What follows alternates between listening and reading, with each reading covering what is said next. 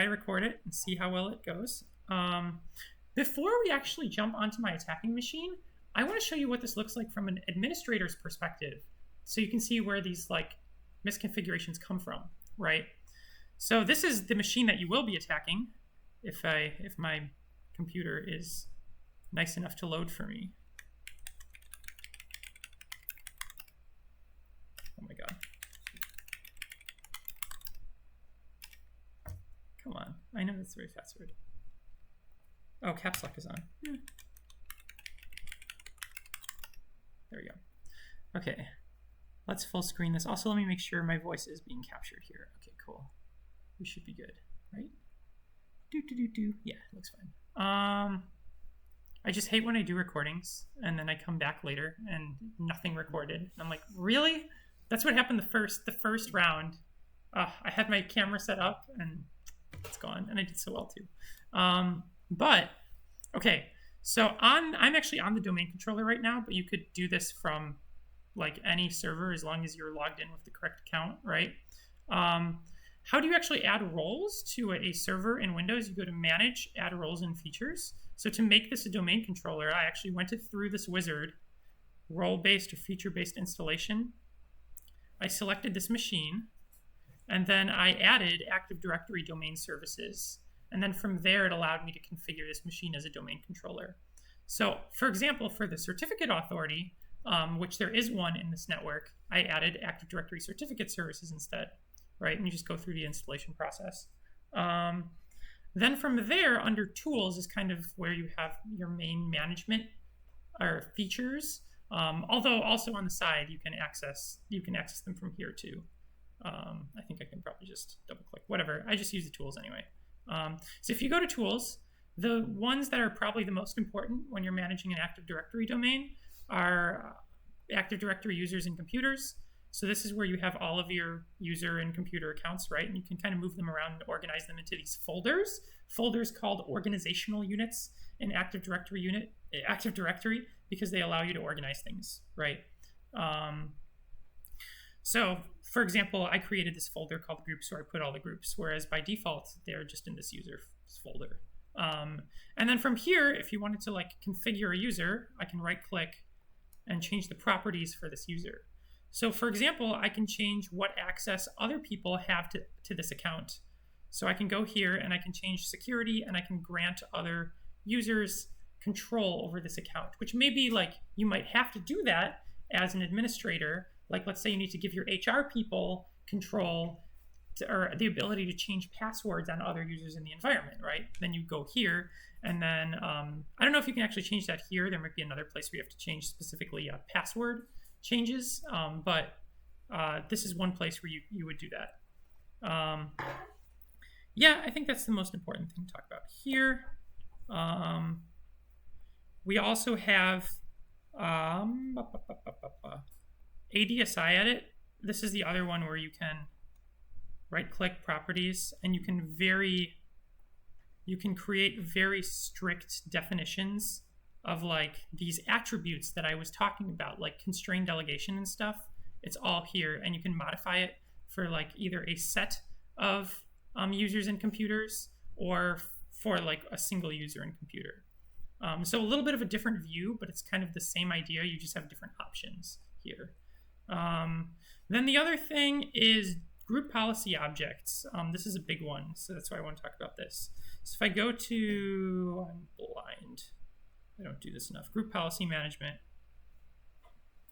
Group policy objects are how you manage settings for devices across the entire domain, right?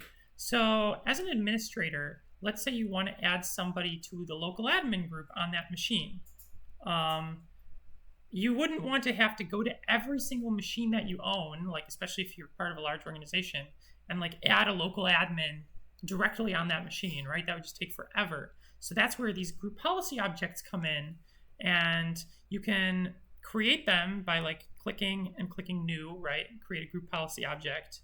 And then within that, there's also a default one, or default domain policy, which applies to the whole domain, and default domain controllers policy, which applies to domain controllers. Anyway, if you right click and you go edit,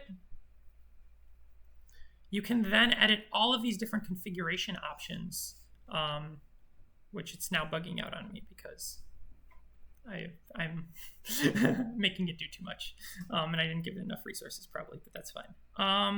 Yeah, there we go. So yeah, you have all of these configuration options that you can modify, and then from there, you assign them or link them to specific organizational units, like we talked about before, these folders in Active Directory, that they would apply to all of the objects within that folder.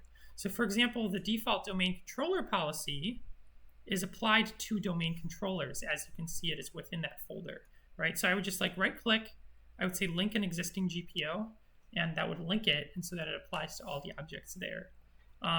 You can also further like restrict, I know I selected the link, that's fine. You can also further restrict, like you can link it to the entire domain, but you can further restrict exactly what machines or users this policy applies to by adding them here in the security filtering settings. So I just wanted to give you, like, show you what this looks like from an administrator's perspective, because when you tell them to go back and fix things, you know, you should ideally know the fix that they have to implement as the security professional. And even if you don't like know exactly where to go, you at least have a general idea of what they're looking at. And then you can say, oh, you modify this GPO, and then it'll apply to all the computers and they will all be secure against this, right? Especially for poisoning, which I forgot to go over. We also talked about poisoning last week, but for like LMNR, NBNS, MDNS poisoning, that is all can be disabled through these group policy objects, right? Cool. So we talked about that. I forget how that was easy. Okay. Now going back to our environment, as I go through this, I'm going to be working with our reporting tool, Sysreptor. So you should all, in pinned messages in the Discord, have the instructions for accessing this. Basically, you go to reporting.cyberhawks.lan, and then you have credentials that you can use to access this interface. Please create a new project for yourself rather than using mine, just so that we're not like stepping on each other's toes here. And just name it like CPTC practice internal - your name would be great. So if I open this project, you can see that at least for this reporting tool, everything's written in Markdown. So in a real world scenario, all of this part of the report will be templated for you, so you don't have to write it. However, you will have to write up the findings, right? And you can also template the findings, but you will have to write, for example, on proof of exploitation that shows you abusing that and proving that that finding is valid or that it exists. So I kind of set this up the way I like to do it based on the two places that I work at. Fundamentally, you only need a technical description of the finding and a remediation recommendation, right? So like this is what's wrong and this is how you fix it. But these are all the components that I like to include in there. So we have our title. Of course, you need a severity rating, depending on how critical that vulnerability is. CVSS, I included this if you wanted to assign it a CVSS score. This is like the official NIST way of assigning severity to things. So a lot of companies that you test for are going to be like, hey, do you follow like best practice frameworks? And you can be like, yes, we follow CVSS. We have CVSS scores for all our findings. I'm not going to make you actually do that for this practice, but you could if you wanted additional like practice with that. Yeah, question, comment? That's cool. Yeah. Then from there, we have our affected components. So you can click add and just like add components or delete them. Here we have a summary and short recommendations. So summary is like the technical description basically, but just shortened. And short recommendation is like one sentence of like how you fix it. And then we have our full description of the service or of the thing itself and how it's supposed to work. We have vulnerability description that talks about how you would abuse it, right? So here, let's say we have unconstrained delegation. We talk about unconstrained delegation is used to request service tickets on behalf of users to other services, right? Basically, you'd word it better than that, but that would be the gist. Vulnerability description is going to be like an attacker who has control over that initial service account can then request, can then authenticate to other services on behalf of those users, right? Business impact. This is because most companies, like we talked about the first day, they have a lot that they have to work on. Meaning like they have to worry about their business operations, and on top of that they have to go back and fix this stuff. So a lot of the times there's a lot of stuff that they won't fix, and you find the same things over and over on tests. And so it's really important to stress the impact to business, because that's kind of a call to action to be like, hey, you should really fix this. Like you would say with unconstrained delegation, in this case, anybody who gains control over this account could potentially own the entire domain. Then they could not only exfiltrate required for, or like confidential documents within that domain, they could also deny access to machines in that domain and basically like wreck your internal environment. You wouldn't say it that way, but business impact is important. Proof of exploitation is where you put screenshot evidence. You can also copy and paste into Sysreptor if you ever want to do screenshots and stuff. Or what I like to do is I like to add these code blocks. And you can also specify the language of the code block, like dash. I don't know why caps lock keeps turning on. And then from there, like you can kind of write up that proof of exploitation, and then recommendation how to fix the vulnerability, and then any references like links to things. Like for example, if it's a vulnerability related to a specific service, and that service has a manual associated with it, you can be like, oh, here's a manual, so you know how to like fix that service, right? Cool. So we have our reporting tool. We have all that. This is connected. Quick note, and this is also in Discord if you're following, but the way OpenVPN works is it doesn't quite set up DNS correctly automatically, so you're going to have to do that manually. I apologize for that. So if we do sudo nano etc resolve.conf, and the resolve file in Linux just like specifies what DNS name servers to contact and in what order. And of course, this is taking forever to load, so that's fun. Probably have a running terminal. What if I just do this?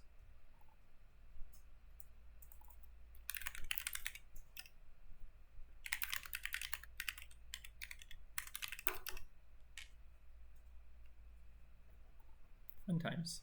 Oh well, whatever. Hopefully that'll decide to do its thing later on. Meanwhile, let's check if I have. Man, okay. Oh, I entered the wrong password. I know I did. Okay. And actually, it's set up correctly this time. Maybe it will work for you. I've had issues where it doesn't in the past, though. And if it doesn't, you just put this name server on top.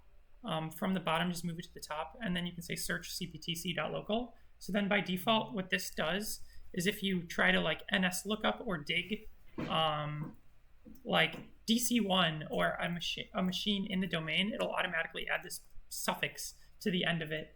So it'll search the domain rather than, because normally if I did an NS lookup, I'd have to do like dc1.cptc.local, type out the fully qualified domain name it's called. But if I have that setting configured there, it'll automatically add that suffix, so I can do NS lookup DC1. Not that it's a big deal either way, but it just makes it nicer in my opinion. And the last thing I want to make sure is systemctl status SSH. My SSH service is running. My IP address is 10.0.0.15.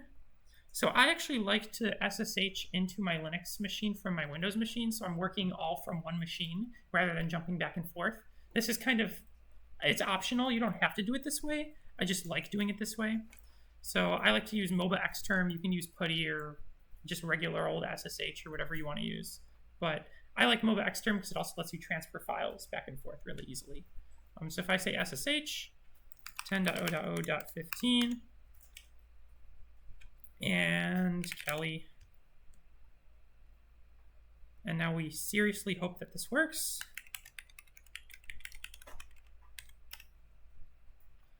And then it asks you if you want to like save your password, and then you have to enter a master password. So I'm just going to do that.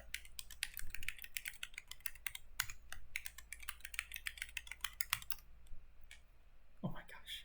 I cannot type today, guys. Sorry.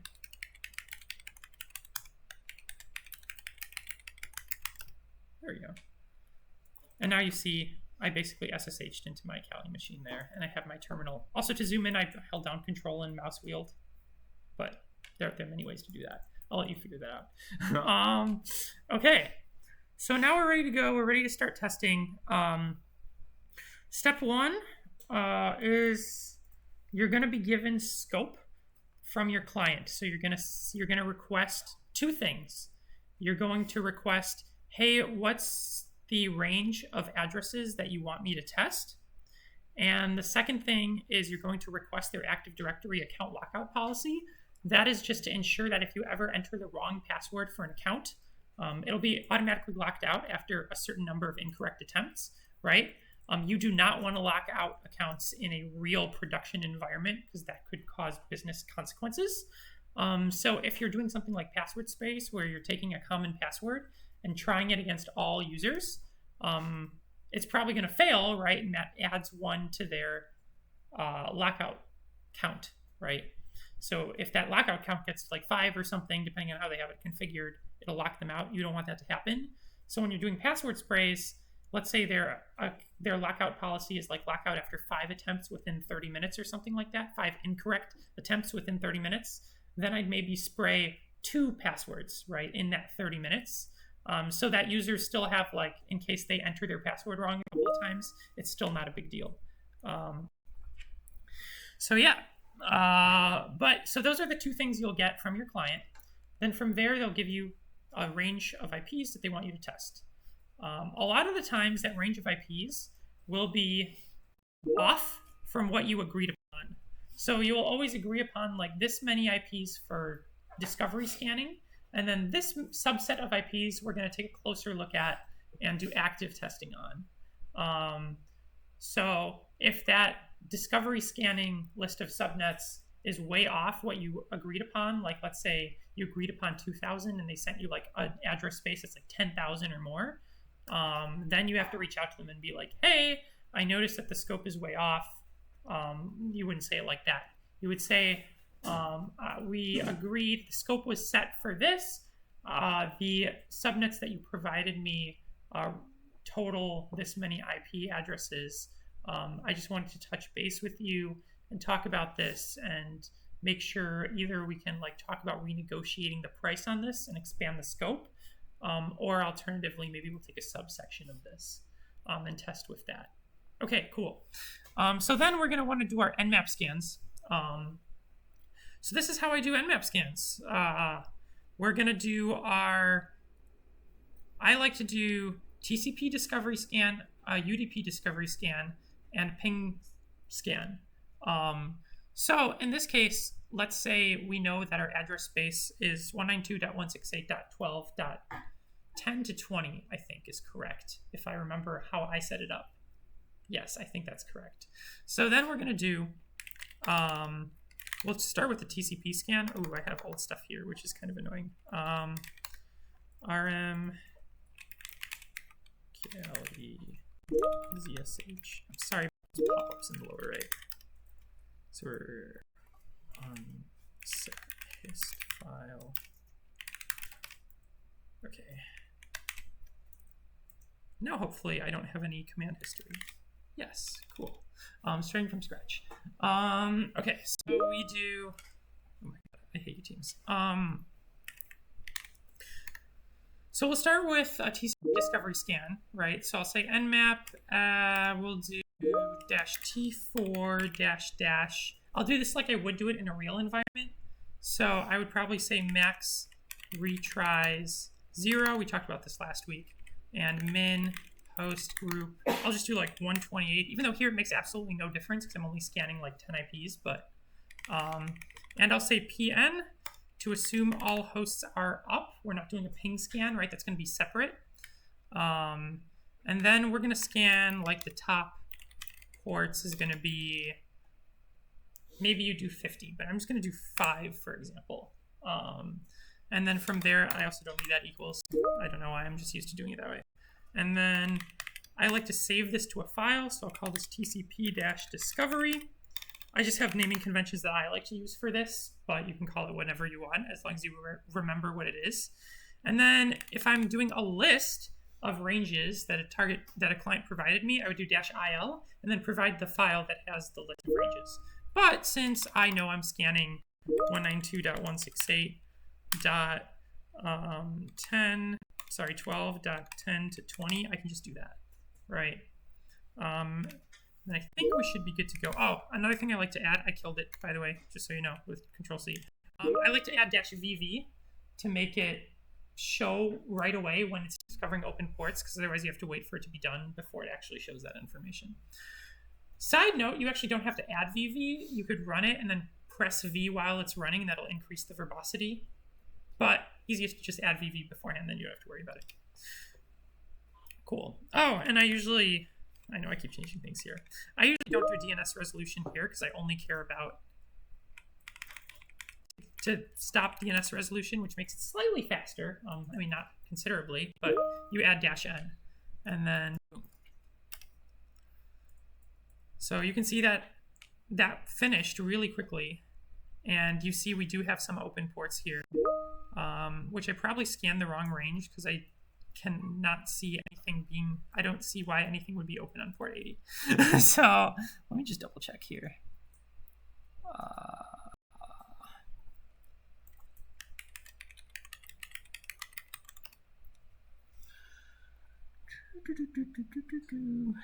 Some behind the scenes show here. DHCP server. Oh my gosh, of course. Don't mind me using the same password for everything, it's fine.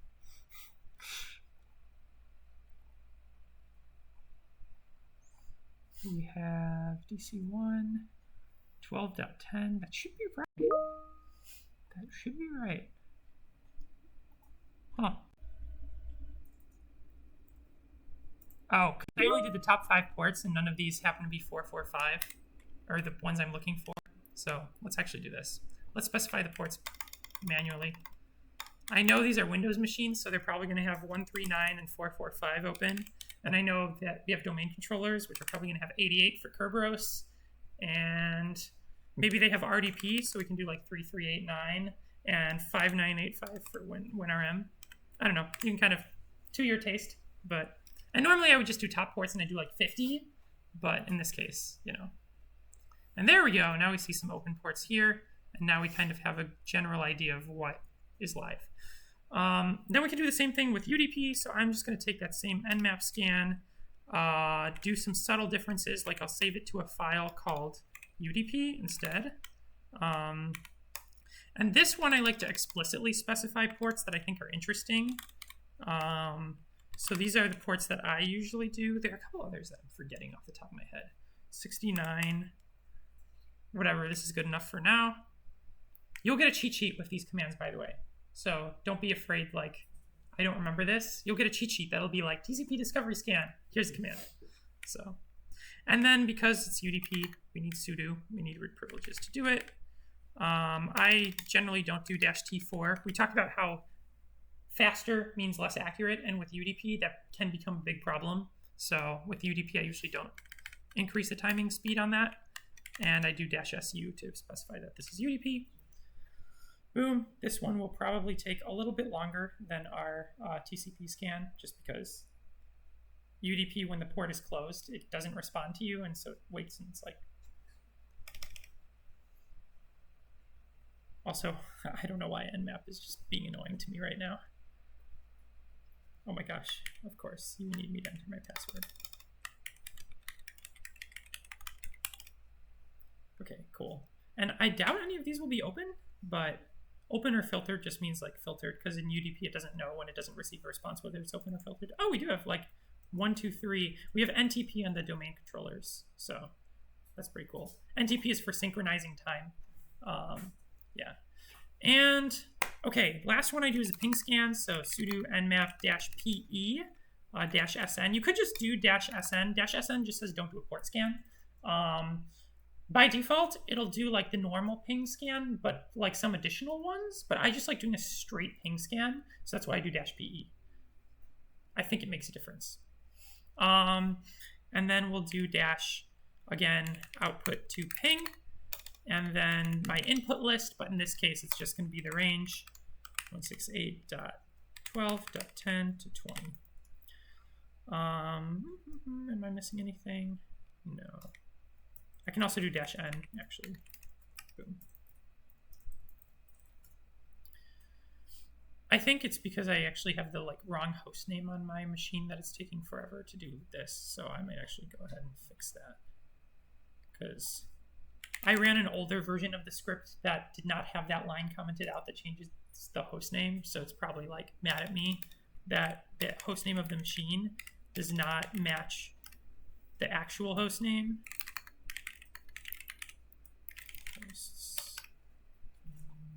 Hopefully I'll make it faster. You guys don't have to worry about this. It's just because I ran an older version of the script that was from 2 weeks ago or longer. Anyway, so you see that a bunch of these machines responded to ping, so that's pretty cool. Which might be firewalled in some cases, so ping is not and ping scans are usually the fastest, so of these. Then the last thing I like to do is I just do nmap-sl, which literally just lists out the hosts. But in addition to that, if you don't add -n, right, it'll also do reverse DNS lookup. So it'll try to get the domain name for each of or the DNS name for each of the IPs, right? So then there I can also do, I like to call this RDNS for reverse DNS. And if you didn't include -n in the other commands, then you already have it in the other commands. But I find this to be easier to have it separated out rather than having it all in one. RDNS and 192.168.12.10 to 20. This one is also usually pretty fast. Yeah. Really old version of my script where I stole it from the one we use in NetSpy. Okay, hopefully that will make it work faster. Okay, so as you can see, it did resolve DNS for ironically all of them except for DC1, which I find odd that DC1 didn't resolve, but the rest of them did. So, and you could get the same result by doing NSLOOKUP, 192.168.12.12, for example. Same thing, right? You basically got this here. Or dig, if you prefer dig. Or dig short if you didn't want all of that information. Apparently not. Maybe it's not short. Maybe that's only for the other way around. Huh. Weird. Anyway, whatever. You get the point. Lots of different ways to do the same thing. Okay. So now we want to know, so now we have all of the live hosts on the network that we could discover, right, from our discovery scanning. Now we want to select a subset of that for active testing, right? So you won't be able to test every single service on every single machine in a giant network that has 10,000. So you have to select a subset of 200 to 500 machines that you will take a closer look at. So in order to do that, we need a good list of machines that are live, and then we can randomly select from that list. So how do we easily do that? Well, now that we have the output of these nmap scans here, we can do this. We can take these greppable nmap output files, and we can say, if I, for example, cat ping.gnmap, you can see that for every host that was up, we have up in the line, right? So I'll just say grep up ping.gnmap. That gets me all the hosts that are up without these extra lines. And then I can cut with a delimiter of space, right? I'm cutting these spaces, and I'm taking the second field. So field 1, field 2, right? Between the spaces. So dash field 2, boom. And now I just have a list of IPs. And so now I can output that to a file called liveping.txt. Boom. I can do the same thing with the TCP and UDP scans, but the difference is, instead of up, I'm just going to say open slash, because that tells you that there was an open port, right? So as long as there's at least one open port. So I'll start with TCP discovery, and if I just run this, you can see these are all the hosts that it discovered that had an open port, which happen to be the same ones that were pingable, but that's not always the case. And then we'll say live TCP. And then I can do the same thing for UDP. You do need that slash after open, because for UDP scans, remember, it's open bar filtered. and that does not mean that port's open. So that slash indicates that that port is for sure open. Boom. And now that we have that, we can print it out to see, like, you know, what's there. We can also do word count -L to see how many hosts are in each file if it's like a really large file. So in this case, there's 2, right? And then from there, we can combine these lists. How do I combine these lists? Well, if I had a bunch of IP addresses, well, okay, let's say I had a file with a bunch of lines in it and I wanted to sort those lines. I could use the sort command, right? Now, the interesting thing is if I wanted to sort and remove duplicates, I could use sort -U. And if I wanted to sort it based on version number, which is kind of what an IP address is, essentially, like it has the same format as a version number, I add capital V. So all in all, if I wanted to sort the lines in live ping, for example, let's say they weren't in order, I could say sort -UV to get unique lines and get sort by version or by IP address, live ping.text, right? And that'll sort them. But the neat thing I can do here is I can actually do that for all of these, live TCP and live UDP.text. And now this combined all of the files, it sorted them, it uniqued them so that it removed duplicates, and it's sorting them by IP address, or it's sorting them in order of IP address. Once I do that, I like to save this in my main live.txt file. And now I have a list of live hosts. And let's say, now if you are on the same network as you were scanning, which is the case sometimes, right? Because you're placed in the client's environment, then you're going to have to manually go into this list and remove your IPs from that list, or the IP from your testing devices, right? So you're not targeting yourself, right? So you could definitely do that with some sed magic, like you probably do like sed s and then 192.168. Let's say this was my IP, .12.10 G. I'm kind of taking a guess here, but like estimated guess because I've used sed before. And now you can see it's removed. And it didn't fully remove that line. It put a space there, so I can always do egrep -V $dollars to remove blank lines. Boom. Just a lot of different fun things you can do. I did send you my cheat sheet. If you're part of the CPTC team, I sent you a link to my cheat sheets, and specifically the cheat sheet that has all these tricks in it where I listed out. But just to point that out, if you go to github.com/redefining reality, which is me, you go to cheat sheets, and then you go to parsing command output. All of these tricks I talk about here, and I provide examples, so that those Nmap examples that I just showed you are all here somewhere. And then also when we start talking about PowerShell, I have tricks for that too. So, okay, so we have our live hosts, and now we want to select a certain number for testing. So let's say you were supposed to select 6 for testing, right? Or just as an example, let's do 5 because there are 6 total here. You can use shuff-n, specify a number like 5, and say live.txt, and boom, it randomly selected 5. And then from there, again, I can sort -uv. Now they're sorted in order. And then I can pipe that to a file that'll call targets.txt. Make sense? In this case, I'm going to select 6, let's say, is how many I want to test, which is all of them, .text, sort uv, and I'm going to pipe them to targets.txt. You can make sure that it did it properly by word count -L. Boom, we have 6. If I print it out, if I like print, I am super, what's the word? Superstitious, or not superstitious, but like I'm worried that I did something wrong. So I also like to head targets.txt. Yeah, I just misspelled it. And tail targets.txt, just to make sure that like the beginning and end of it look okay, right? Optional, but that's what I do. Then from there, you want to do a full port scan, service scan, so we understand what services are running on these hosts. So from here, I can say nmap -pn-n. This is going to be very similar to our discovery scan, but in this case, I like to name it TCP full or TCP all, depending on how I'm feeling that day. That's the one where I don't fully standardize it. I will not include -t4 because I want to make sure I get a more accurate reading.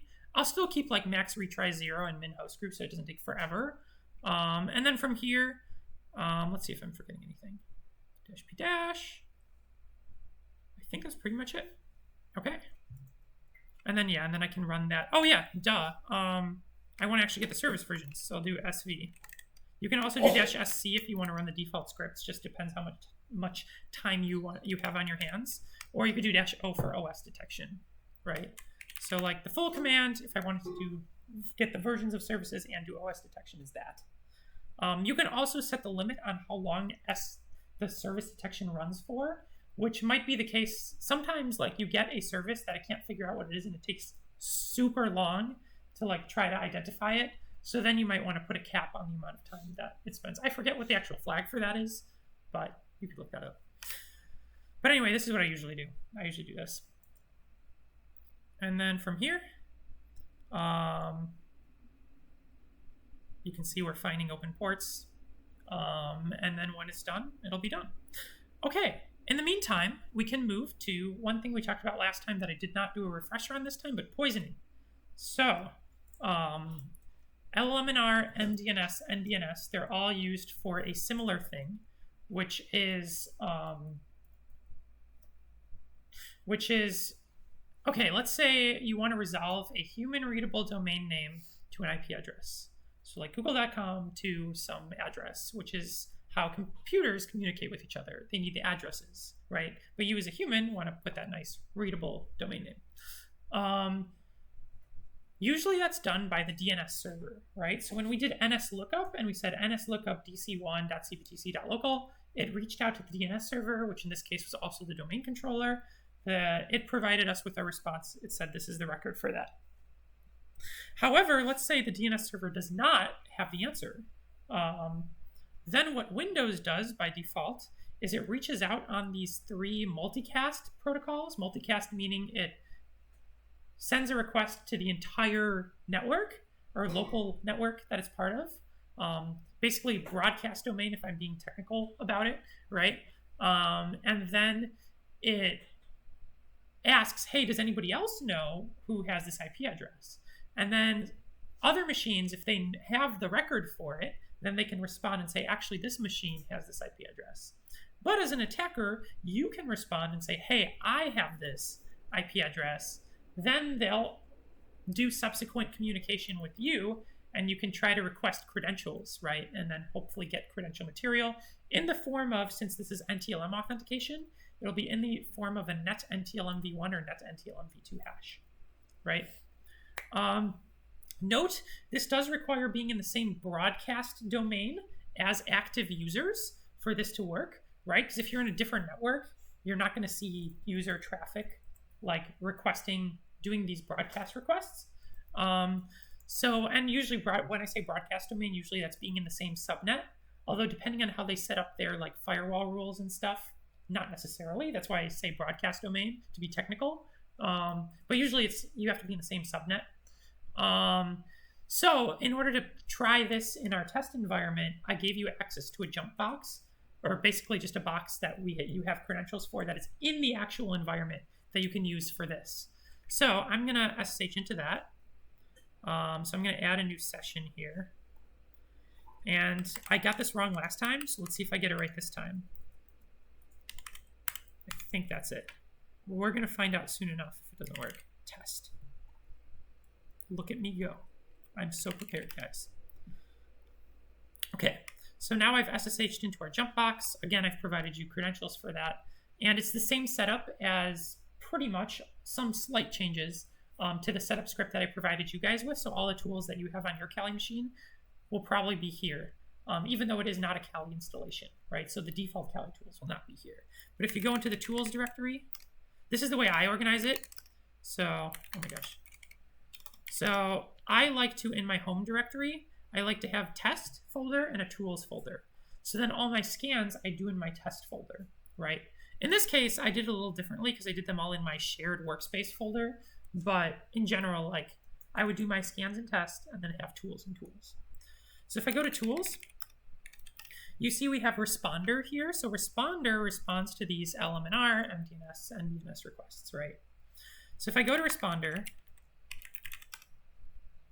and the way I set it up is it automatically activates Python virtual environments for Python tools. I'm not going to get into the details of that, but if you're curious, you can actually take a look at the script itself and see how it does that. Question? So we are running responder on this test machine, right? Yes, so you have. So this is one of the machines in the subnet. Yes, so this test, so this jump box, yeah, this is an attacker machine, right? So normally when you're doing a test, you would not VPN in, or you wouldn't have like the machine on your end and VPN in. You would actually have access to the environment itself. Like you would have a box in the environment, right? You would ship the client a physical box, like an Intel NUC, for example, that they plug into their network, and then you would remote in through that. So depending on how it's set up, I mean, you might have a separate testing VM on your end, but you will always have access to that box. And so this is kind of emulating that, where you are SSHing directly into the box that they plugged in on their network for testing. Does that make sense? And so this is directly in the environment. So if I look at the IP address here, you can see this is on the same subnet as the machines that we are testing. The Kali machine and Windows machine. Yeah. So, okay. So we talked about this. It's been a while. So let me just do a reminder because we talked about this the first day, the very first day when we were talking about different configurations, right? It was actually down here. But configuration 1,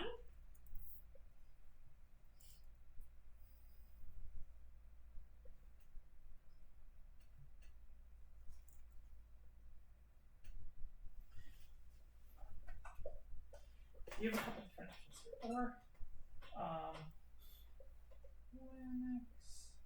Or I'll say this is Kali. And then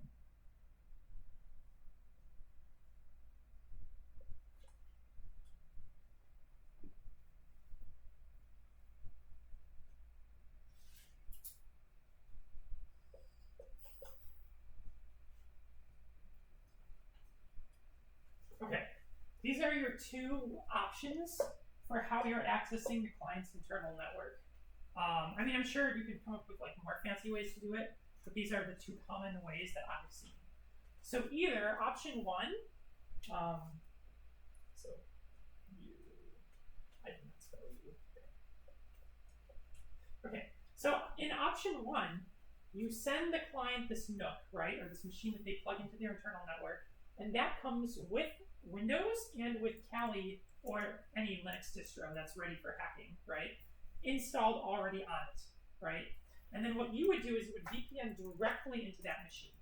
And because that machine is on the local network, you don't have to worry about what we're worrying about right now because you will be on the same network as actual users, right? Because this is directly connected to the client's network. Makes sense? That's option 1. Option 2, which is kind of what we're emulating here, this is what I was originally going to do actually, and then it just, the environment couldn't handle that many machines. So we moved to option 2. Option 2 is you send them this NUC, and that NUC just has whatever operating system you want on it, usually like Linux, so that it's lightweight. And then you have testing VMs on your end, and you VPN from those testing VMs to the NUC, right? And then that gives you access to the internal network. Now there are some caveats with doing that. So you have all your testing tools on your, just to be consistent here, you have all your tools on your VMs, but the traffic is going to be tunneled through that machine, right? However, the problem with this is, again, poisoning attacks require being in the same broadcast domain. So for those kinds of situations, you also need SSH access directly to that box. So you would SSH into that box for specific things like for example, scanning, which would be much faster to do off the box itself than having to do it through the VPN. That's one thing that you'd SSH into the box for. And the other thing you'd SSH into the box for is this on poisoning attacks. Does this network architecture on the attacking side make sense? So the NUC is what you've actually sent to the client. You would have two VMs on your end, and you would VPN to the NUC through those two VMs. So the NUC is the test box? Yes, I'm saying NUC because both places I work for happen to use Intel NUCs for it, because they're really easy to like work with and plug in. But yes, the testing device that you ship to the client, right? So in our environment, jump host is the NUC, right?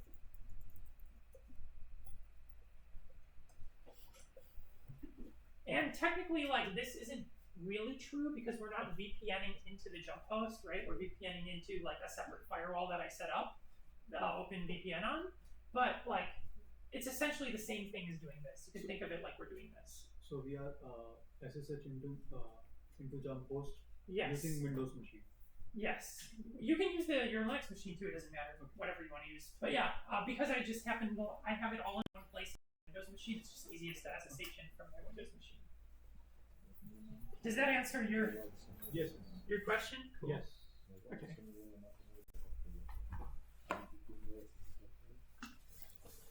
So I know this can get confusing because I have like 3 machines I'm working with here. I have my base Windows machine, right? From there, I'm SSHing into my Kali machine for certain things, and then I'm SSHing directly into that jump host for these kinds of attacks that I need direct access for. Okay, so back on my Kali machine, you can see my scan finished. And so actually, I'll talk about what I like to do with those scans when we get to that portion of these seminars, which is going to be like 2 weeks from now, I think, or maybe 3. But for now, we have our scans. They're done. Now let's jump over to Active Directory attacks. So poisoning. Let's do our poisoning. To do poisoning, you need to be root, generally. And so I'm actually going to cd out of this directory, and I'm going to switch to root. So I'll go sudo su. And there we go. Now we're root. And now if I cd back into that directory, back into responder, boom, it activates that virtual environment. The reason I went out of that directory and back in is because the way PyAutoEnv, which is what I'm using for these virtual environments, works, is it activates it whenever you cd into that directory, right? So I have to first become root, then cd into that directory. Just kind of a note there. So to run responder, you say Python. I think I just have Python on here. Yeah, okay. So if I say Python responder.py -i, and then I have to know the interface name, and then -w. Remember I talked about how I like to do -w. If that doesn't work, I try -p. And if that doesn't get me anything, I'll do -wf, right? And we'll go over that more when we talk about more closely NTLM attacks. But for now, I'll just do a quick IPA to get my interface name. So it looks like my interface is enp0s18 here. So if I do python3 or python responder.py, enp0s18, if I can spell -w. Cool. Now we're listening for LMNR and responding to it. And hopefully, I did set up a script on one of those machines that would emulate a user actually using it, where they mistype a share name, and boom, we're going to get creds out of that. Hopefully it'll happen pretty soon. I think I set it up to happen like every few minutes. So we just have to be patient. And this is what you'd have to also be patient in the real world, and just kind of wait for it to happen. I'm surprised we didn't get creds from that. That's interesting. If it doesn't work, that would ruin my whole demo, which would make me very sad. But actually, I also don't think that's the machine that I'm waiting for. But we'll just be patient. Hopefully that works. But in the meantime, we'll talk about other stuff. Sorry, question? What was the last command that you used for the responder? Python Again, this will be on a cheat sheet that I give to you, but this, right? And then from there, well, I'll make sure this is working for when you guys do this, but for now I'll trigger it manually, I guess. Actually, that might be good to show like what causes these LMNR requests, right? There are many things. One can be like some browsers by default, when you open them, they test the connectivity speed or the name resolution speed for sites that do exist and for sites that don't exist, and kind of like optimize the browser based on that. A lot of the times, like Windows machines by default will send out these requests. I have no idea why, but I've seen that happen where my testing machine sends this out and I'm like, why are you doing that? But it just is. And notably, when a user types in a share name incorrectly, or when they type in anything like a website name incorrectly, that's when you'll get these requests. So to show you that, let's say I'm a user. And I'm just going to do this off of, I think I configured this on PC2 originally, even though it's not working, which is very fun. I'm assuming it's not working. I mean, maybe it just hasn't happened yet, but I don't want to do administrator. I want to do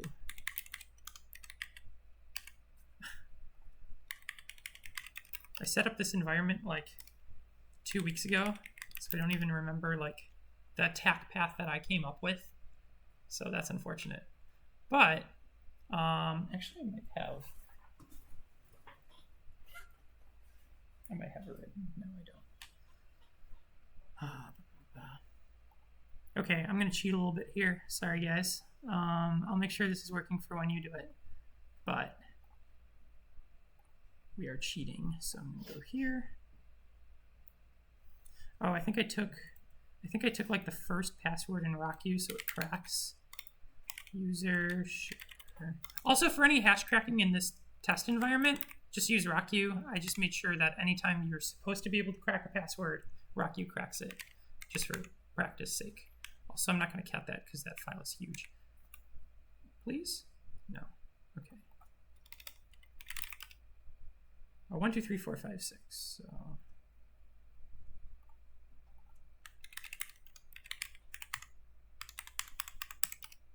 Boom. Okay. So let's say this user is on this machine whenever it starts, and you'll see it in a second, but I'm just going to mistype like a share name. Like, let's say I want to access the share on server, but like I mistype it like server, right? Or I forget an E or something. Boom, it's going to trigger LMNR. We're going to get that request. So just to demonstrate that.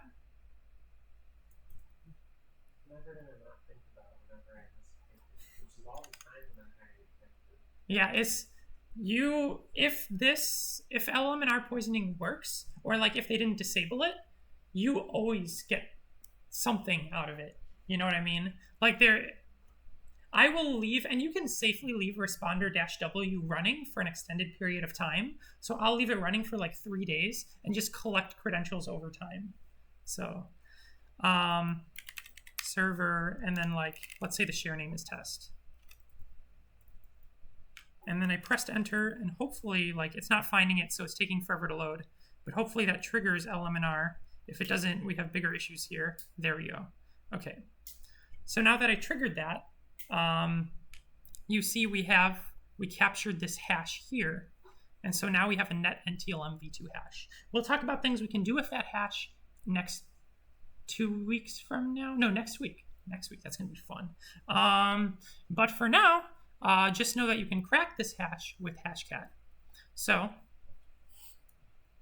if I grab this hash and copy, and then I'll bring it to my Kali machine, I'll do it this way. I'll say echo, paste,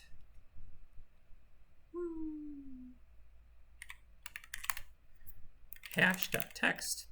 And then I always forget in hashcat which module this is, because we use where I work, we use Hashtopolis, which is a graphical interface for Hashcat, and like you can just look up net NTLM v2, so I don't have to memorize it. I think it's like 5600 or something like that. Yeah, 5600. Am I right about that? Yeah. I just kind of took a guess. I'm glad somebody knows. All right, so I can say hashcat-m 5600 hash.text, and I think then I just specified the word list. So user share word lists rock you, and then I can do -o because it's short password, so optimized kernel, whatever. So dash only works on the base operating system, right? I actually don't know. Maybe it does. If you're right, you could be right. I've just always used it. But that's something I'll have to look into. I don't know. In the real world, I probably wouldn't use it because I also want to crack hashes that are longer. And -o I know for sure has like a requirement on the length, right? To be fair, is a password going to be longer than like 27 characters? Probably not, but you never know. So then we try to crack that password. Also, in responder, okay, now it's running. See, now we're, okay, it is working. It just wasn't going for whatever. I guess I needed to log in. I don't know. Because now you can see I captured it a few additional times. Whatever. I'll just make sure that I log in at least once before I release the environment to you guys. Okay. Point is, if you ever lose that hash, so at subsequent times that you get it, it won't display it fully. It'll just say skipping previously captured hash. There's a Python script here called dump hash. If I just do Python dump hash .py, it'll dump those hashes. And so that's how I just leave it running over time. And then at the end, I just do dump hash, and then I have all the user hashes. It does not dump machine hashes, because machine hashes usually aren't crackable because they're usually automatically created and they're randomly generated, so they're meant to be secure. But user hashes are often insecure and crackable. Also, if it's all in the logs, so if you ever go into the logs, and I like grep horn, another grep trick if you want to recursively search the contents of files, horn, I use this a lot. RPy, and then there's like a responder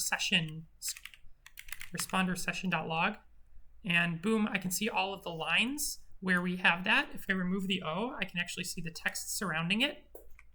So if I do grep hrn, I can actually see that hash. And if I wanted to see like what actually triggered that hash, or like where I'm getting that hash from, I guess, what host, so I can actually tie it back to whether it's LLMNR, MDNS, or NDNS, because we like to separate those out as those are all separate findings. So then I'll just add -b to get lines before, and then I'll do maybe like, I don't know, 7 lines. And now I see 7 lines before that hit. And now you can clearly see that we got this hash from 192.168.12.15, and it happened right after we sent that poisoned answer for LLMNR. So it's a very good guess that this was a result of LLMNR poisoning, right? Another thing you can do with Responder is if you don't want to actually send those poisoned requests, but you still want to listen for incoming authentication, which will come into play later on, but I just wanted to show it. I do not remember ENP. It's some weird name that I'm going to find. Oh, also, MOBA Xterm does have a find feature, so if you right-click and say find, you can like search the terminal, just so you know. ENP0S18. If I do -a, that doesn't actually answer requests, it just like sniffs. So it'll tell you if there are any requests and if you are receiving any hashes, but it won't actually poison anything. Make sense? It's called analyze mode. All right, so hopefully this cracked at this point while I was talking. It sure did. And it says cracked, and you can see our password is 123456. Do we use analyze mode while relaying? No, you would use NTLM Relay X, which is a separate tool for most relays. But if you want to see what kind of hash you're getting as a result of coercion, that's where I'm going to use that analyze mode. So if I want to see, like, I run this coercion attack that forces another machine to authenticate to me, right? I want to see if I'm getting a net NTLM v1 or net NTLM v2 hash, because depending on that, I will approach it differently, right? And so for that, I would use analyze mode, because you don't want to actually necessarily poison anything. You just want to view the output of that. Make sense? All right. Another thing is to like prove coercion attacks. So when I go back to my report and I write my exploit proof to prove coercion, I'm not going to like do a relay because that's a different attack already. Just to prove the coercion, I would probably put like, this is responder-a, and here's proof that I captured that hash. And so I could relay it if I wanted to. Okay. Anyway, so now that we have that, we have user creds, rpi 1234566, right? So the way I like to test if they are valid is using netexec, which is a newer version of crackmapexec. I use netexec for a lot of things, but one thing is if I authenticate to like any machine in the domain, so let's say I pick a domain controller via SMB, right? Or to the SMB service, I can say user rpi password 1234566. I don't even have to specify a domain controller. I can just do cptc.local, and by default, it'll select domain controller, right? But now I'm testing these creds. And you can see that because we got this plus, we know that these creds are valid. If I entered like something incorrect like that, it did authenticate because it gave us guest access, but that's because I misconfigured it to allow authentication like with guest access. But it's different than this, which is very clearly like we authenticated, right? Yeah, I think though, if I do enter the wrong password for this user, then it'll give me like a failed, right? Yeah, status logon failure. I just don't want to do that too much because now remember, we added to the bad logon count for that user. So we don't want to lock users out. So you have to be very careful when you do things like this. Now I know I have 1 out of 5, and I only want to do 2 in that 30-minute period, right? So I only have 1 more bad password that I can enter. So that's why you have to be very careful when typing passwords as a pen tester, because the most embarrassing thing is when the client comes to you and is like, hey, this user complained that they're locked out. Did you do this? And you're like, yeah, I did this. Well, that's bad, So we don't do that. So do they give you the account lockout policies before? Yes, so they do. That's the one thing I ask for along with the subnets that I'm targeting, right? And as soon as I'm on the domain, I can actually look it up. So that brings me to, so actually netexec I think has a module for this, which is, netexec is just amazing. It has so many things that I don't even make full use of it. Pass policy, I might have to look at the help screen. NXC SMB-H. It might be it might be under LDAP actually. I feel like that would make sense. No, passpal. Boom. Now we have the password policy. Actually, it's wrong, so that's fun. Is it? Password history length. Minimum password age. No, it's right. There we go. Locked account duration 5 minutes. Reset account lockout counter after 5 minutes, and the lockout threshold is 5 minutes. So that tells me I can enter 2, if I want to be extra safe, incorrect passwords within every 5 minutes. So yeah, so if I'm like afraid that I'm going to lock something out, I will wait another 5 minutes and only then test that next password that I want to test or something like that, right? The other way I can do that, which we have to talk about this, how do you actually use Windows tools? So you have to authenticate as that rpi user. So there are 2 ways to do this. There's kind of the way that most people use, and then there's the way that I prefer, which is with Rubius, but you can do either one. So I'll show you the way that most people do it, which is run as net only user, and then you have to specify the domain name, so cptc.local/rpi, and then what you want to run. So I'm just going to run PowerShell, right? And then I'm going to have to enter the password. This is where you have to be careful not to fat finger the password. I usually copy and paste it into the window, but in this case, it's really easy. So I'll just go 1234566. You won't know if the password's wrong right away until you start actually interacting with the domain. So in this window now, you can see at the top, first of all, I'm going to change the defaults so it's not always so small. So if I go to defaults, font, and change this to 28, and then I'm going to change the properties. Font 28. So now we can see a little bit better. There we go. So as you can see at the top here, I know it's tiny, but it says cptc.local/rpi. So you know that this terminal window is going to authenticate as that user with their password that you entered, right? So if I do things like get ad domain -server cptc.local. And this usually it does take like a little bit to run because it's querying the domain controller. It would run faster also if I explicitly specified the domain controller, but you can see we gained information about the domain. Whereas if I did this in this PowerShell session, where you can see I'm not authenticated, if I try to do get AD domain, ironically it might still work because I have guest authentication. So if it works, just know that that's a configuration that I put in there. But normally it would give you an error and say like, you don't have the appropriate credentials to do this. Yeah, it worked. But I bet if I do something like get AD user, I bet this will probably get mad at me. Watch, it won't get mad at me. We'll see. We'll see what happens. I'm very curious now. It did not get mad at me. Oh, that's so bad. Oh, we love that. That is a finding. Anyway,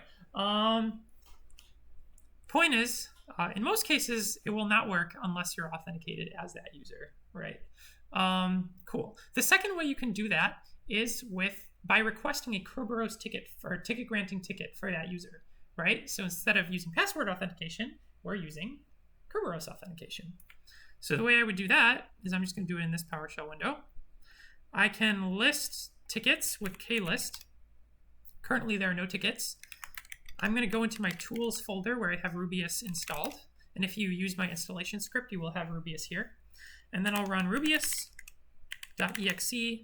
ask TGT because we're requesting a TGT.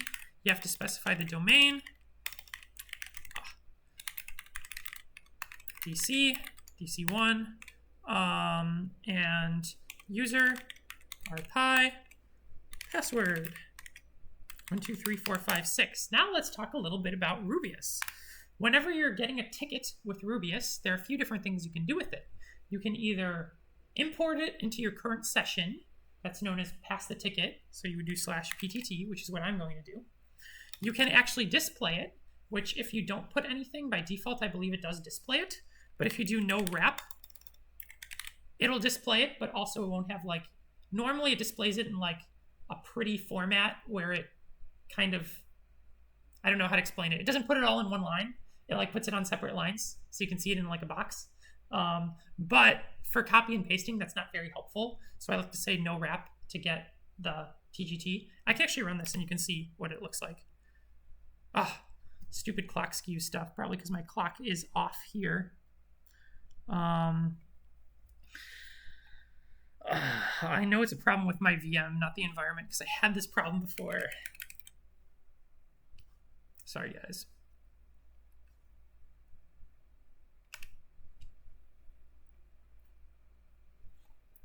Yeah, if you get a clock skew error, that just means the clock on your virtual machine is off. And so you have to synchronize it because everything with Kerberos authentication is based on that timestamp, right? That's like baked into the authentication. So if I do like time and region, this is actually good for you to see in case you have the same problem that I have. I think we're synced now. I'm gonna hope it works. Let's also just set this while we're at it. Where are we at? Chicago Central. Sure.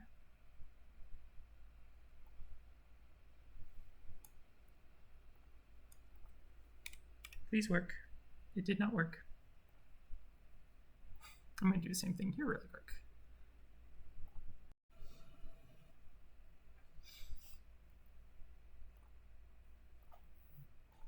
Boop. This will not be a problem in a real world environment because they will be using a synced clock. But in this case, I'm hoping that if I sync it, we won't have issues. Otherwise, I will be very annoyed. Which is an alternative to what was the other thing? Run as net only. /net only. So Rubius is a tool that is used for everything Kerberos ticket related, basically.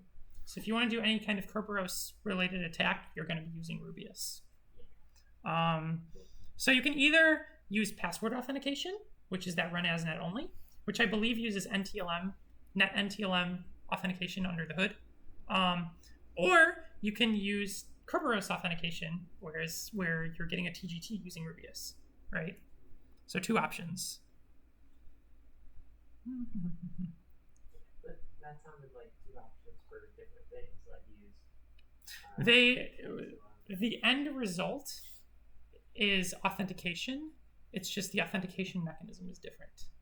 Does that make sense? Absolutely, but then it would kind of be like what if one authentication method Yes. So I have never experienced this, but in theory, they could disable NTLM authentication and only do Kerberos.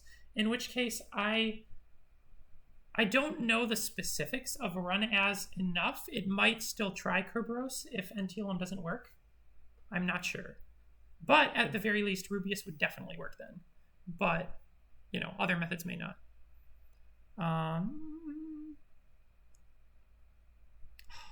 I hate this because I fixed this before and I don't remember how I fixed this. So I swear I just said this. Fortunately, I fix it once and then you don't have to worry about it again. But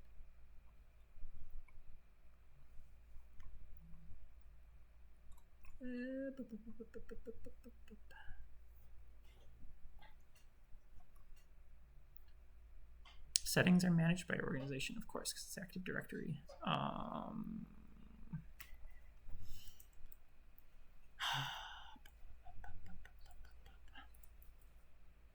This is where we go to ChatGPT. Also, as a pen tester, I use ChatGPT all the time. So, for example, give me the AD PowerShell query to configure RBCD on a user account. And ChatGPT will be like, here's the PowerShell query. So if you ever forget a command, this is not cheating. I use this on the job. And to be fair, it might give you a not very efficient way of doing it. Like, this is a very inefficient way of doing this. So you might want to give it some suggestions, like use principles allowed to delegate to account. Just give it some suggestions that'll make it understand how you want to approach it. We'll see if it gives me a nice answer this time. This is a better answer. It's still a long one, but yeah. I do use it a lot. And so I'm going to say synchronize time in Active Directory environment. Blah, blah, blah, blah, blah. Oh my God. I just need to know how to do it. NetDom query. This one. This is it. Okay. W32TM/resync. That sounds right.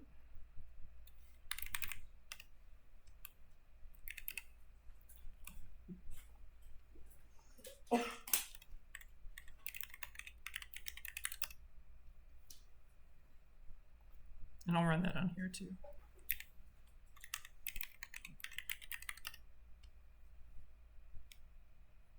Oh, that's fun. No time data was available. Maybe that's why we're having issues.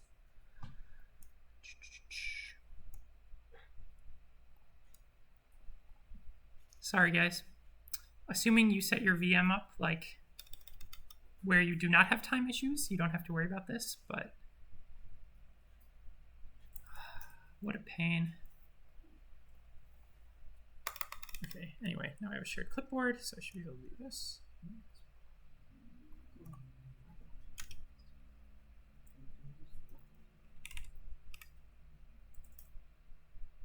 Okay, now hopefully, let's try this again.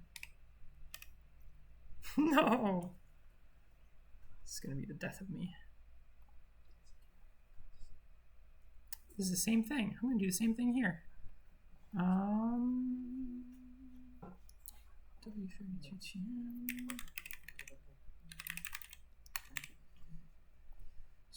/ manual pure list.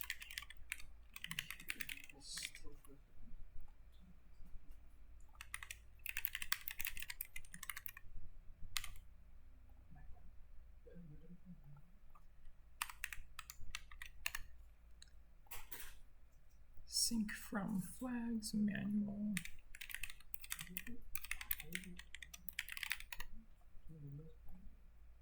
Reliable, yes. Update.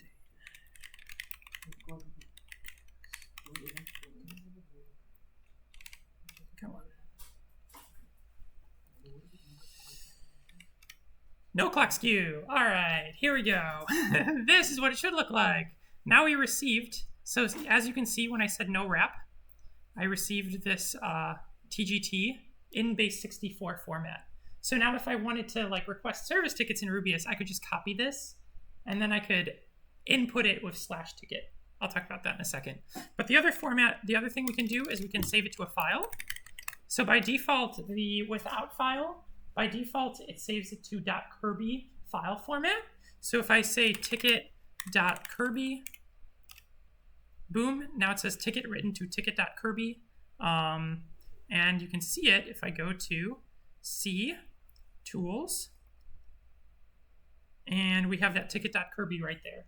And so for Rubius, it can read in those Kirby tickets. For Impacket, which I will also show you how to use, it uses a similar format called, or a different format called Ccache, but you can actually convert between them with Ticket Converter in Impacket if you want to take a ticket from Rubius and convert it to like Impacket format or vice versa.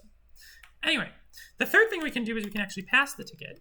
So that just puts it into our current session. So if I say PTT, boom, and then I do a K-list, now you can see we have that ticket here. So now if I run any commands, it will be run as the RPI user, or the RPI account, right? So there you go. The other thing with Rubius is with Ask TGT, you have different ways of asking for it. If you want to pass a hash instead of password, you would say RC4, right? And then you put the user's hash in there. This technique is known as overpassing the hash. It is a little stealthier than just using a password hash to authenticate because you're going through Kerberos instead of going through regular NTLM authentication, which somebody might be monitoring for on the network. But again, we're pen testers. We don't have to worry about being stealthy. But just like fun fact, this is known as overpass the hash if you use a hash to request a Kerberos ticket. You can also like use AES key, or you can use certificate. If you have a certificate, you can request a hash from the certificate. Or if you have, I guess it doesn't make that much sense for a TGT, but if you're like requesting a service ticket, you can also specify another ticket. Actually, I can probably just take this old ticket that I got here and use it to request a new ticket for that user if I really wanted to. So just like different options for how you can authenticate, right? I'm actually very curious if this will work. This is kind of a test that I'm assuming will work, but I don't know. Okay, yeah, it doesn't work for this, but it would work for requesting service tickets. Cool. And then, okay, so how do we actually get the domain controllers that are on the domain? Because it would be good to know like what DCs, like you saw me putting in this command, I specified the DC, not here, but here, not here, but here. I specified the DC, right? I said DC1. How did I know that? Well, there are a couple ways you can do this. The easiest way is probably just going ns lookup cptc.local. You'll know the domain probably. If you don't know it, go to Windows and go ipconfig, and probably that's all I need. And you can see in this connection-specific DNS suffix, it'll probably have the domain. In the event that, for whatever reason, it doesn't have the domain, from your scans, you'll probably see it in nmap scan output, especially if you do like the service scans, or the name resolution scans, like the reverse DNS scan. It will most likely, like if I cat out rdns.gnmap, you can see cptc.local. So that's how we find the domain. Okay, so how do we actually find the domain controllers? Well, one thing we can do is we can say nslookup cptc.local. Here are the IP addresses of the domain controllers. To figure out their DNS names, I can just take one, like for example this one, and do a reverse DNS lookup. So I can say lookup, paste, boom, we have DC2. Another way, an easier way of doing this is, I don't know if this is installed in Kali by default, but I'm going to try it. DNS recon. -d cptc.local. And that's going to query the domain controllers, or sorry, it'll query DNS for a list of domain controllers that it finds through this. Like it shows you the actual. So in Active Directory, there are certain records that are present by default that allow you to search for domain controllers. So one of those records is _Kerberos._UDP and then the domain. And the purpose of this record is like to highlight all of the machines that support Kerberos. So there are a couple different ones, like, or I shouldn't say that support Kerberos, but that are like DCs in charge of that. So LDAP is going to be all the machines that you can query for LDAP. So DNS Recon is a tool that really easily like gets all that information. I could do this manually, of course, but why do it manually? If also, I probably have to add something to it to make it work. But whatever, I'm not going to worry about it too much. DNS Recon does it for you. So, and then as you can see, I have these DCs and I have the IP addresses associated with them. And of course, I can do similar magic like we did before.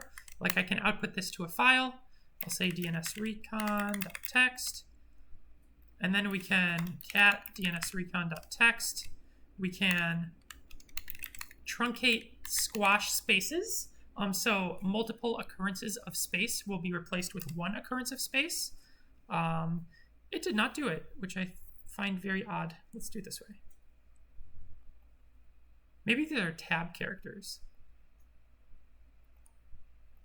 What is the last field after the IP?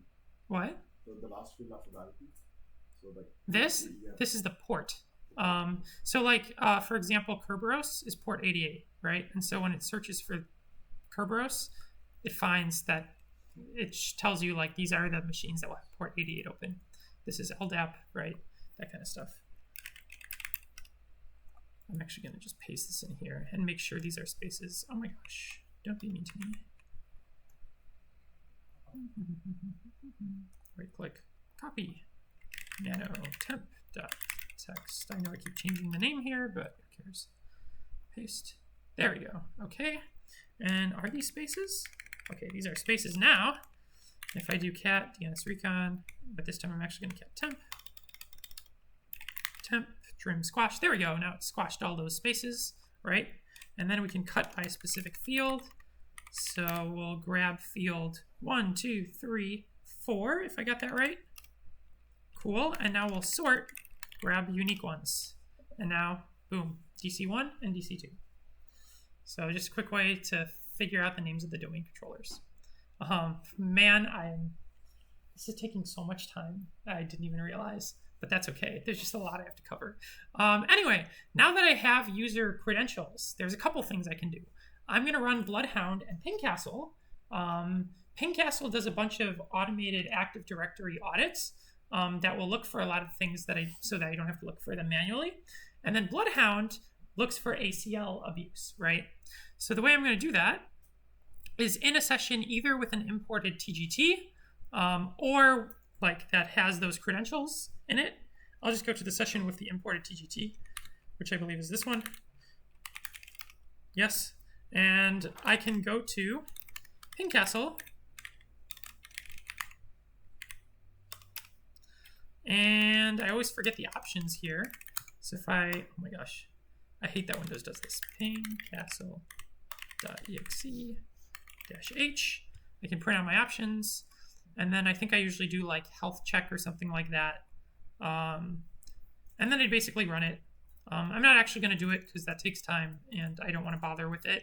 But I'll give you actually, I always say I'm not going to do it and then I do it. I think I can just I have to specify the domain controller somehow, which is boop, boop, boop, boop, boop, boop, boop. So many options. Why?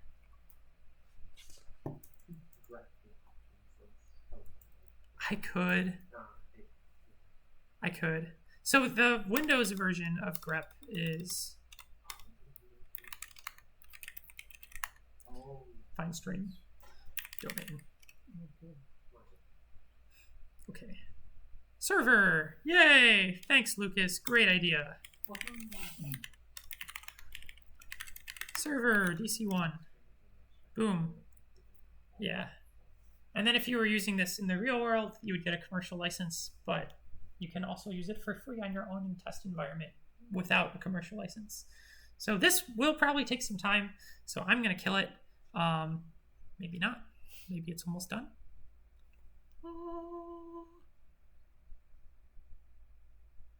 And some things might not work, but I'm not too worried about it. That's fine. Yeah. And then the other thing I would do, I'm just going to kill it. Sorry, guys. And then the other thing I would do is I would run Bloodhound. So if you want to run Bloodhound, I already have Bloodhound Community Edition set up for you. So you can go to bloodhound.cyberhawks.lan. Boom, we have Bloodhound. I gave you login creds for this. Boom. And there's like debate in the community on whether you should use the new Bloodhound Community Edition or whether you should still use the old Bloodhound. Some people are like, I hate the new Bloodhound. And other people are like, no, it's better and improved. I mean, they made a lot of changes to Bloodhound, and there was a lot of backlash because people were like, those changes were not good. But now that they've been doing updates to Bloodhound Community Edition, I actually like it's comparable to me to the old Bloodhound. I actually really like it, especially since it has ADCS data, which before the old Bloodhound does not. So anyway, if you go to settings, download collectors, and then you download Sharphound. Sharphound is like the collector that you use to, wow, stuttering. Sharphound is the collector you use to obtain the data that you need before importing it into Bloodhound, where you can graph it. So if I go to this PC, see tools. Yes. Yes. So, correct. So you do need to specify creds again. But of course, if you're running it in a PowerShell session with that imported TGT, you should be fine. I did notice with the Bloodhound Community Edition that for some reason it errors when you're running it through a VPN. But in my experience, it's worked. So I would just ignore errors that are happening, and you can still run it. But yeah, the old Bloodhound does not error for some reason. But anyway, I would do Sharphound. Also in command prompt, you don't have to put the // when you're running binaries in the current directory, but in PowerShell you do. So that's why I'm putting // everywhere, because I'm in a PowerShell session. And then -d for the domain. You actually don't have to put the domain. You can just put -- domain controller dc1.c cptc.local, and then I'll just do the collection method will be I'll collect all the data I can possibly collect, and then I'll run that. It might error. I'm not going to worry about it too much. It's probably working. You can also specify creds directly with like --LDAP username and --LDAP password. I know Sharphound much better than Pingcastle, as you can tell, because Pingcastle, we have an automated tool that just runs it for us, so I don't actually have to put all those things in. Anyway, once that's done, you would grab that output and you would just drag and drop it here. So it's going to create a zip file, which probably hasn't done yet because it's not done yet. But when it's done, it'll create a zip file. You'll drag it in here and you have all the data. And I already did that for you, so you don't have to do that. You can run Sharphound for fun if you want to, but all the data is already in here. So for example, if I want to see who's a domain admin, I can search for domain admins. Boom. Click on an object, and you'll get object information on the right-hand side. So I can see, for example, who are members of this group. So here are the like direct members of this, or sorry, other way around. Here are the members of this group, administrator. That makes more sense. So you can see we have this administrator user that is a member of this group. We also have other groups that this group is a member of, right? So domain admins is a member of administrators, and this group denied read-only DC password replication. You can also see inbound and outbound object control. So you can see what objects in Active Directory, what users have control over this group. And what objects this group has control over, which will be a lot for domain admins because they're domain admins, so they have control over a lot of stuff. And it's taking It's loading really strong. Yes. How do you like that graph, guys? Yep, that's what domain admins have control over. The thing I really love about Bloodhound Community Edition is you can change the layout down here. And if you don't like this format, you can do sequential. And this is a lot easier for me to map out attack paths. Well, obviously not in this case, but like if I had an attack path, it shows you the steps. Like this is step 1, and step 2, step 3, step 4, rather than like the bubbles, right? So within that, you can look for specific paths from one user to another. So I can say, look, give me a path from administrator to domain admins. Boom. And of course that exists because administrator is a member of domain admins, so it should have member of, right? And then if you, I don't remember how you do this in Community Edition. Oh, it's even better in Community Edition. You click on this edge and you have the abuse options right here. So it tells you, in this case, no abuse is necessary. It just indicates that the principal belongs to the group, right? But if there was an abuse related to it, it would say this is how you do it in Windows and this is how you do it in Linux, which is really nice. Also, you have pre-built queries. So you can create custom queries here, but you also have pre-built queries here. So you can see like all domain admins. Boom, it's going to show you all domain admins, which is not going to be super exciting because it's just administrator. You can, and the important ones here are like shortest paths to domain admins, because that shows you like what am I targeting to get control over so that I can become a domain admin. So then I'm going to change this layout to sequential. This is where it really, I think, is helpful to see it this way. So you can see that if I become a member of these two groups, obviously I have control over domain admins. If I gain access to any of these GPOs, or if I gain access to like this organizational unit, right? Really easy to see that there's a path that I can take to domain admins. And again, here's a good example of add key credential link. How would I actually abuse that? Here's the Windows abuse, and here's the Linux abuse, right? So in Windows it's Whisker, in Linux it's PyWhisker. And they talk about OPSEC. OPSEC means how would I do this stealthily, right? Which as a pen tester you don't need to worry about, but as a red teamer, it would be important to do this as stealthily as possible. So they talk about like this attack will generate this event in Windows on the domain controller, right? And then if public key cryptography is not common in the environment, it'll also generate this event. So then you'll know like these are the consequences of my actions. This is what the defenders will see. So that's what makes Bloodhound so awesome. So yeah, so you can also look for things like Kerberoastable and ASREP roastable users. So the first thing we wanted to do is Kerberoasting and ASREP roasting, right?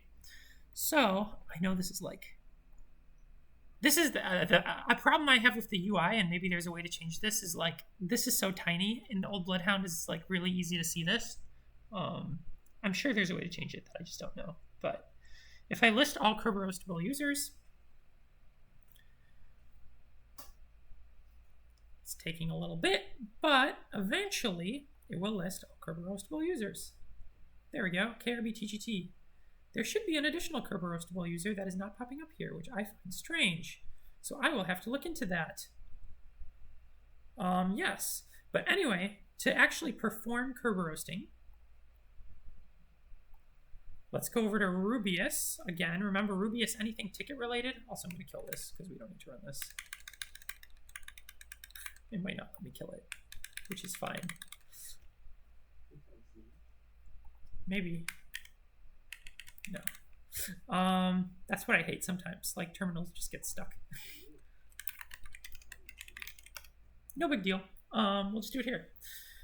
So if I do Rubius, .exe Rubius has a Kerberoast option. Whoa. And I think if I do, I'm dumb, -H maybe? I can see the help screen. No, I guess it doesn't have a help screen specifically for that. I guess I have to do just this. Yeah. But if I look at the help for Kerberoasting, it tells you all the different things you can do with it. So you can Kerberoast all users, or you can Kerberoast a specific user. And the reason I'm looking at this is because I do not remember off the top of my head how to do this. But I'm pretty sure it's going to be something like Kerberoast domain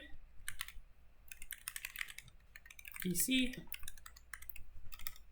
And we'll do user would be my guess. Let's see, how do I target a specific user for Kerber roasting? Well, okay, here's what we'll do. We'll just do simple for now. Boop. And simple. Oh, so first of all, I should have showed this first. So stats kind of shows you statistics for like how many Kerber roastable users there are, right? And what hashing algorithms they're using. So you're going to have to crack the hashes on these service tickets. A local error has occurred. What?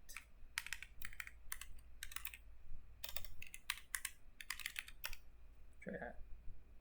No. Weird. Maybe that's because it doesn't have. Maybe that's because there are no Kerber roastable users other than KRP which is default, possibly. Anyway, point is, it should give you stats about what users in the domain are Kerber roastable, right? And then from there, you can do the Kerber roasting by just saying simple. It's going to save all of those hashes to a file, right? There are a few different hash formats depending on what encryption it uses. So RC4 is kind of like the most basic one. It's also the weakest. AES is a more stronger alternative. So part of a good finding is like using weak MSDS supported encryption types. Because each user will have a specific encryption type associated with that user, so that when you request service tickets to them, it'll make it that encryption type, right? Sorry, I'm kind of like derailing, going on tangents here, but lots of stuff. Anyway, we'll call it here for a day. Next week, I promise there will be more demo, and I'll make sure the environment, I'll test all of this out in advance to make sure the environment is fully set up and configured for this. But hopefully you learned a lot as it is, right? We talked about a lot of stuff. Yeah. Maybe I want to go till 10:20 and talk about Active Directory certificate services attacks, because those are fun. Anybody like time constrained? Like, I'm going to leave now? That's fine. No. Okay. All right, here we go. I'll showcase ADCS because that should hopefully work without issues. Hopefully. So for Active Directory certificate services attacks, first of all, Bloodhound now looks for these misconfigurations. So, for example, I'm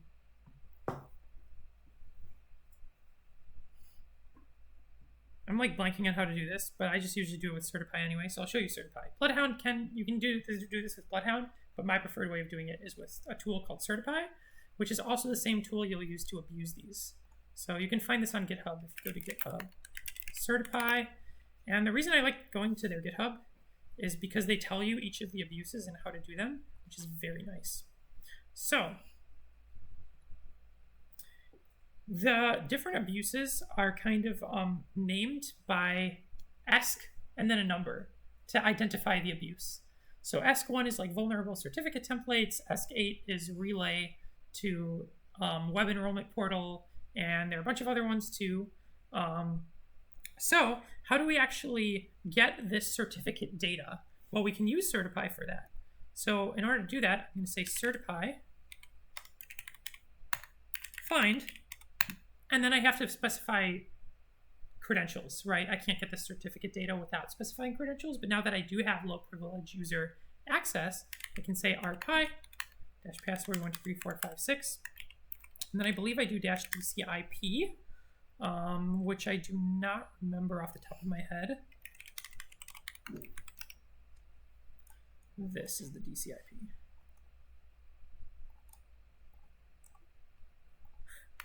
And I have not tested this either, so we're going to hope it works. Otherwise, I misconfigured something, which is going to suck.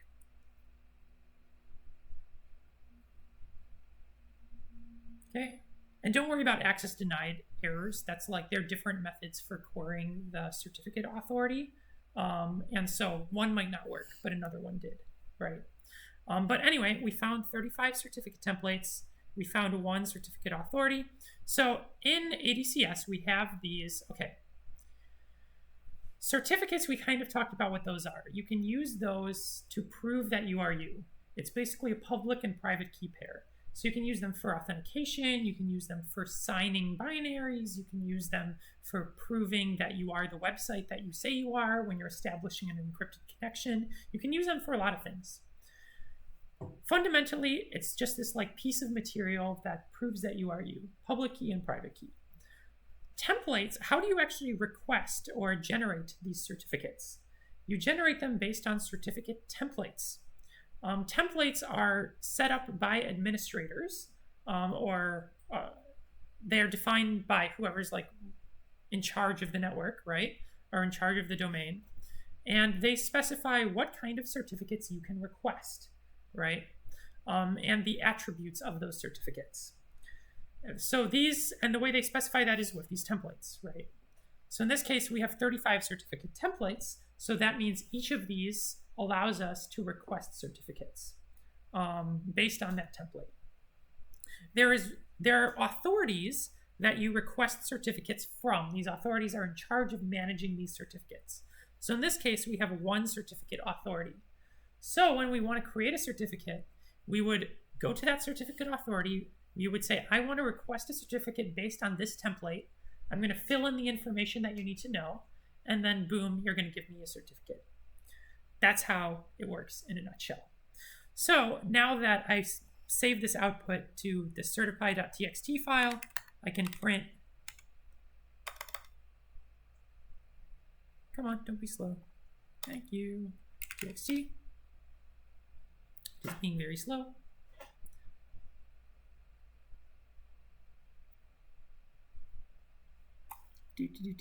Okay. And we have all of the certificate information, or template information, I should say. These are the templates, right, that we can request certificates based off of. And you can see all of the different properties of these templates. So, for example, the template name, in this case, user signature, right? What can it be used for? Client authentication, right? Extended key usage. You can use it to authenticate, right, as the person who requested the certificate. Right? What are the enrollment rights? So these are the people who can actually request a certificate using this template. So in this case, all domain users can request a certificate using this template. And then who is the owner of the template? So of course, the owner is in charge of the template. And then you also have the right owner. So right owners can make changes to the template. And that's actually a misconfiguration. If domain users are right owners, right, then you can actually make changes to the template to make it vulnerable if it isn't already. And that's ESC4. So the nice thing about, and at the beginning of this file, if I go to the beginning of it, I'm just going to more it, I guess. More. You can see we have our certificate authorities. So in this case, we have one authority, CPT-CA, right? The wonderful thing about Certify is if something is vulnerable, it'll say vulnerabilities, ESC and then the number, and then it'll explain why it's vulnerable. So if I just grep ESC on this, we can see I already baked in a bunch of different misconfigurations, right? So we have ESC8, ESC11, ESC4, and ESC1. And again, I can do my little trick of doing -B to see what comes before this. And do like maybe 20 lines before, and then I can figure out the full, maybe more than 20 lines, maybe like 50, play around with that number, and then I can find what template is actually vulnerable. So in this case, CPTC template 1 is vulnerable to ESC1, right? So the one that I'm going to highlight, because the two that I want to highlight are ESC1 and ESC8. The rest you can kind of read and do on your own. ESC1, the idea behind this is that you can request a certificate based on this template. It's used for client authentication, so you can use it to authenticate as that user. And however, it also has this enrollee supplies subject attribute set. And that means you can request it on behalf of other users. Enrollee, meaning you, supply subject, meaning you supply who's in charge of this certificate or who this certificate is for. So I can request a certificate on behalf of administrator, right? So in order to do that, I'm literally just going to go here. I'm going to go to ESC1. I'm going to copy this over, and I'm going to change what I need to change.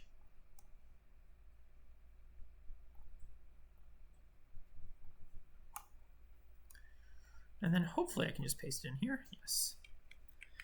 And so DNS, we have DC1. Our user principal name, or the person we're requesting the certificate on behalf of, will be administrator. I just have to change the domain there. I have to specify the name of the template that we're requesting this based off of. So in this case, it's CPTC template 1. Template, I don't care how you want to pronounce it. Then the target. So in this case, this is going to be our certificate authority. So some of these are like tied to a specific certificate authority, and it'll say that here. But in this case, it doesn't look like it's tied to a specific certificate authority.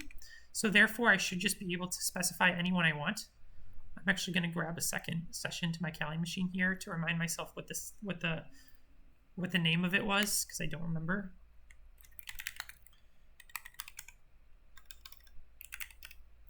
So we have ca.cptc.local is going to be the target.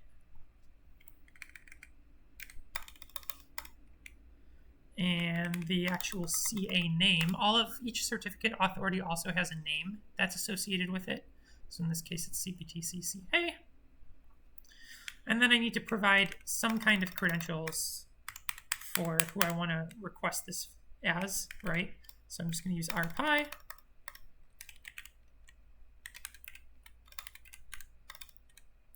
Boom.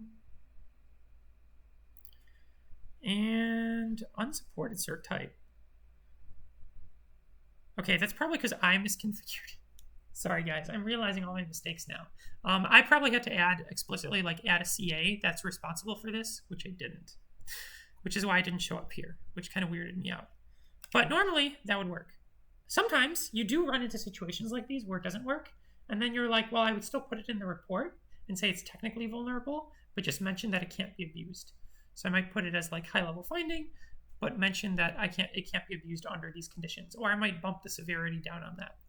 The one that will work, though, is relay to web enrollment portal, which is ESC8, which when we grepped, I'm almost done, I swear, we also saw ESC8, right? And that's relay to web enrollment portal. The idea here is, and this is a default in Active Directory, if they choose to use web enrollment, you can always relay to the web enrollment portal. So if I go ntlm relay x, actually, nah, it's going to take too long to explain it. Next week, we're done. Okay, because I'm realizing that I have to explain coercion. Yeah, so I'm actually going to do that next week, but yeah. Also, I forgot where I installed ntlm relay x here. Anyway, okay. Before we all leave, point that I do want to make. I will tonight go in, run all these attacks, make sure they all work, and configure the environment so that they all work. So, rest of this week, you will have no trouble. Okay?